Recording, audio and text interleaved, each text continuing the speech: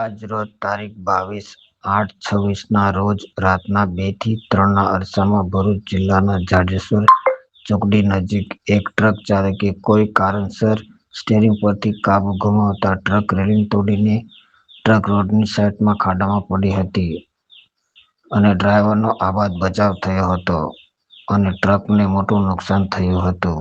આવી ઘટના વારંવાર હાઈવે પર બનતી રહે છે. CRD trust news Bharuch Gujarat bureau chief Mahesh Vasava.